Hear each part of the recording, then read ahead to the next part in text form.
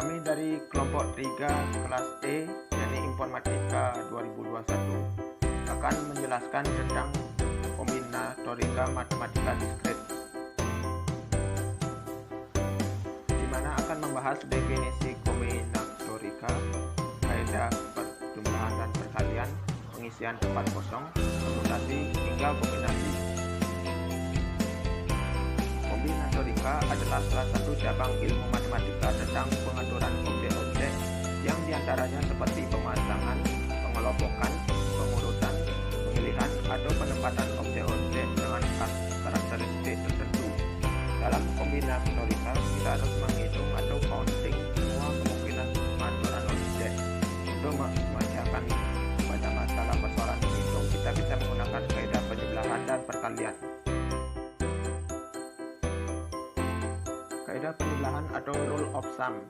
Prinsip dari kaidah ini yaitu nilai dari keseluruhan sama dengan jumlahan nilai dari bagian-bagiannya. Pada kaidah ini, kedua pekerjaan dilakukan secara tidak simultan. Bila percobaan satu mempunyai P hasil percobaan yang mungkin terjadi, percobaan 2 mempunyai Q hasil percobaan, maka terdapat P plus Q kemungkinan hasil percobaan yang mungkin terjadi. Setelah teman saya membahas apa sih itu kaidah penjumlahan, jadi di sini saya akan membahas persoalannya. Untuk persoalannya yaitu Sari memiliki bermacam-macam mobil, yaitu 2 mobil Lamborghini, 5 Avanza, 1 Ferrari, dan 6 mobil pickup. Sari ingin pergi ke pasar dan dia merasa bingung apa yang akan dia kendarai. Jadi, berapakah cara Sari dapat memilih mobil yang akan ia gunakan? Untuk persoalan ini, tentunya Sari pergi ke pasar dengan 1 mobil. Sari tidak dapat pergi ke pasar dengan 2 mobil sekaligus. Oleh karena itu, di sini kita menggunakan kaidah penjumlahan. Untuk menjawabnya, kita bisa langsung menghitung berapa banyaknya mobil yang Sari miliki, yaitu 14 mobil. Sehingga Sari memiliki 14 cara untuk memilih mobil yang akan dia gunakan ke pasar. Selanjutnya ada kaidah perkalian. Apa sih itu kaidah perkalian? Jadi kaidah perkalian adalah suatu prosedur yang terbagi menjadi beberapa pekerjaan yang terpisah, namun saling memiliki keterkaitan. Kedua pekerjaan dilakukan secara simultan. Maksudnya kedua pekerjaan itu dilakukan secara bersamaan. Jika kita memiliki percobaan 1 yang memiliki P hasil percobaan dan percobaan kedua mempunyai Q hasil percobaan, maka terdapat P dikali Q kemungkinan hasil percobaan yang mungkin terjadi. Selanjutnya di sini kita akan membahas persoalannya, yaitu restoran A menyediakan 5 jenis makanan, yaitu nasi goreng, roti, soto, sate, dan sup, dan 3 jenis minuman, yaitu teh, kopi, dan susu. Jika setiap orang hanya boleh memesan 1 makanan dan 1 minuman, jadi berapakah banyak pasangan makanan dan minuman yang dapat dipesan? Untuk menjawab pertanyaan ini, kita bisa menyusunnya secara manual, yaitu dengan menyusunnya seperti nasi goreng dengan teh, nasi goreng dengan kopi, nasi goreng dengan susu, roti dengan teh, dan seterusnya hingga ke jenis makanan dan minuman terakhir, yaitu sup dengan susu. Sehingga banyaknya cara untuk memesan 1 jenis makanan dan minuman, ada 15 cara. Tetapi jika kita menyusunnya secara manual, tentunya akan memakan waktu yang sangat lama. Oleh karena itu, di sini saya akan memberitahu cara cepatnya. Tentunya di sini kita mengetahui banyaknya makanan dan minuman, sehingga kita bisa langsung mengalihkan keduanya, yaitu makanan ada 5 dan minuman ada 3, sehingga 5 dikali 3 ada 15 cara banyaknya pasangan makanan dan minuman yang dapat dipesan. Langsung saja kita akan menjelaskan tentang aturan pengisian atau filling spot adalah cara yang digunakan untuk menentukan banyaknya cara suatu objek yang menempati tempatnya. Selanjutnya di sini ada beberapa contoh soal terkait aturan pengisian. Soal yang pertama adalah sebagai berikut. Terdapat 6 mainan yaitu robot, mobil, Ultraman, Barbie, truk, dan BlackBerry. Jika kita memiliki 4 kotak yang hanya bisa mengisi satu mainan, maka berapakah jumlah penempatan mainan ke dalam kotak tersebut? Kita dapat menyelesaikan persamaan dari kasus ini adalah sebagai berikut. Diketahui robot, mobil, tanda kotak, mobil, robot itu adalah sama. Kotak pertama atau 1 diisi oleh salah satu mainan dari 6 pilihan yang ada. Kotak kedua diisi oleh salah satu mainan dari 5 pilihan tersisa. Kotak ketiga diisi oleh salah satu mainan dari 4 pilihan tersisa. Kotak keempat diisi oleh salah satu mainan dari 3 pilihan tersisa. Dari kotak yang Dari kotak yang keempat itu kita dapat menyelesaikan dalam bentuk perkalian. Adalah kita tulis 6 kali 5 kali 4 kali 3 adalah 360 cara. Jadi dapat kita dikonfigurasikan dalam aturan pengisian adalah 6, 5, 4, dan 3. Soal berikutnya, berapakah cara menentukan kemungkinan nomor plat kendaraan dalam 4 digit dengan syarat angka pertama tidak boleh 0 dan angka boleh sama? Jadi kita dapat menyelesaikan sebelumnya itu diketahui angka terdiri dari dalam kurung kurawal 0, 1, 2, 3, 4, 5, 6, 7, 8, 9. 1, 4, 0, 4, tanda kotak 1, 0, 4, 4 adalah berbeda. Kotak 1 diisi oleh salah satu angka dari 9 pilihan dalam kurung kurawal 1, 2, 3, 4, 5, 6, 7, 8, 9. Kotak kedua diisi oleh salah satu angka dari 10 pilihan dalam kurung kurawal 0, 1, 2, 3, 4, 5, 6, 7, 8, 9.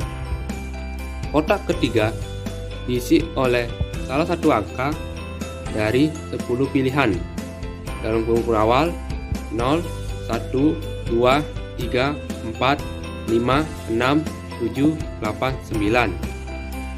Kotak keempat diisi oleh salah satu angka dari 10 pilihan dalam kurung kurawal 0, 1, 2, 3, 4, 5, 6, 7, 8, 9. Dari kotak keempat tersebut kita dapat menyelesaikan dalam bentuk perkalian. 9 dikali 10 dikali 10 dikali 10 adalah sama dengan 9.000 cara. Jadi kita dapat dikonfigurasikan dalam aturan pengisian adalah 9, 10, 10, 10.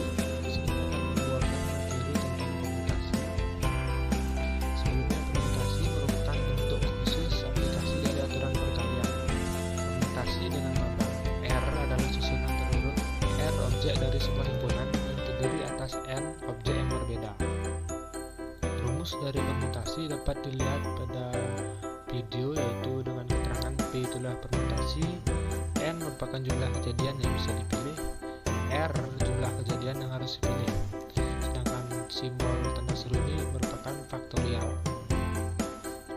Syarat permutasi itu adalah A kali B itu tidak sama dengan B kali A.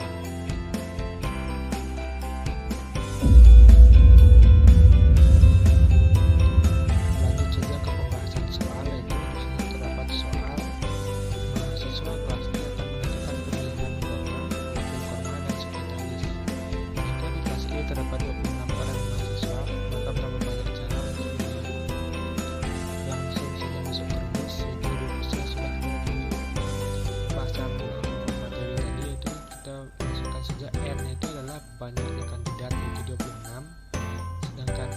adalah jumlah yang harus dipilih yaitu 3.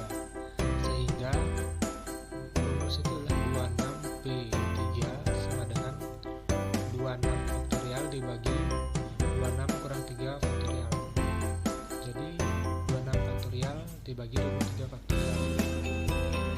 Jadi hasilnya itu adalah 26 kali 25 kali 24. Dan ditemukannya hasilnya itu 15.600 cara.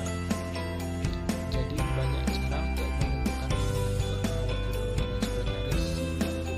Untuk waktu itu adalah dengan penggunaan rumus ini, jadi didapatkanlah hasilnya itu 15.600 cara. Selanjutnya adalah kombinasi. Kombinasi merupakan bentuk khusus dari permutasi, di mana arti dari kombinasi itu adalah kombinasi R elemen dari N elemen adalah jumlah pemilihan yang tidak terurut R elemen yang diambil dari N buah elemen. Nah, itu artinya kombinasi R elemen ini adalah ruang sampel dari suatu kejadian dari himpunan semesta, itu N elemennya, di mana ruang sampel itu urutan kemunculannya itu tidak diperuntukkan atau pada kombinasi ini dianggap sama. Nah, contohnya itu seperti misal kita mau cari 3 huruf secara acak gitu. Yang lihat tuh ABC, ACB, BAC, BCA dan CAB dan CBA itu akan dianggap 6 ruang sampel di permutasi, sedangkan di kombinasi itu akan dianggap sama saja, yaitu dianggap satu saja. Kenapa? Karena yang muncul itu sama aja, yaitu huruf A, B, dan C. Tidak peduli yang muncul A-nya duluan, B-nya duluan, atau C-nya duluan. Tetap yang muncul cuma huruf A, B, dan C. Nah, itu adalah kombinasi. Rumus umum dari kombinasi adalah sebagai berikut. Nah, itu keterangannya di mana N, C, R, N kombinasi R sama dengan faktorial N dibagi faktorial R dikali dalam kurung N dikurang R faktorial. Nah, di mana C itu adalah kombinasi, N itu jumlah kejadian yang bisa dipilih, R jumlah kejadian yang harus dipilih, dan simbol itu artinya simbol faktorial. Nah, syarat kombinasi itu AB sama BA seperti yang saya bilang tadi, dimana AB itu sama aja dengan BA karena yang muncul itu A dan B tetap sama saja.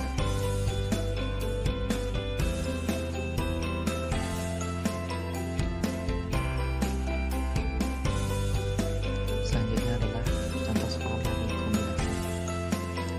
Seperti soalnya, mahasiswa kelas D dan E akan mengadakan pertandingan ML. Masing-masing kelas akan membentuk tim yang terdiri dari 5 orang sebagai perwakilan kelas. Nah, ini artinya kemungkinan ruang sampelnya itu cuma ada 5. Jika di kelas D terdapat 10 orang, itu artinya ruang semesta di kelas D adalah 10 yang bermain ML, dan di kelas E terdapat 14 orang yang bermain ML, di ruang semesta di kelas E itu ada 14, maka berapa banyak cara memilih mahasiswa yang akan bertanding di kedua kelas. Nah, seperti yang kita lihat di soal ini, yang akan dipilih itu cuma 5 orang.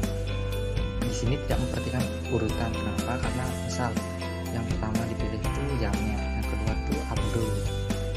Itu kan sama saja dengan ketika yang dipilih pertama itu Abdul dan yang kedua itu Jamet, karena yang bertanding tetap Abdul sama Jamet. Artinya soal ini masuk soal kombinasi seperti berikut. Nah, untuk kelas D yang sebetulnya 10 dan sampelnya 5. 10 kombinasi 5 seperti berikut: 10 faktorial dibagi 5 faktorial, 10 min 5 itu artinya 5 faktorial dikali 5 faktorial. Nah, 5 faktorialnya disederhanakan dengan 10 faktorial, hasilnya berikut, dan dapatkan 252 cara. Itu juga untuk yang di kelas E dengan ukuran semesta 14 kombinasi 5 dan dihasilkan 2002 cara. Kemudian karena yang dicari ini adalah berapa banyak cara memilih mahasiswa yang akan bertanding di kedua kelas. Nah, ini kita akan menggunakan kaidah perkalian. Kenapa? Karena cara memilih mahasiswa ini berarti kita memperhatikan urutannya di sini. Jadi kita akan dikali 252 dikali 2002, hasilnya 504 cara.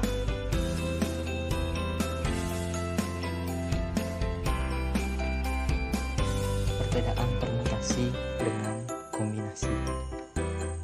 Nah, seperti yang dijelaskan sebelumnya, permutasi itu urutannya diperhatikan, sedangkan dalam kombinasi urutan itu tidak diperhatikan. Contohnya misal di dalam permutasi itu ada menyusun nomor telepon, menyusun angka, itu udah pasti beda gitu. Kayak 17 sama 71 kan jelas angkanya beda. Terus menyusun warna gitu gradasinya.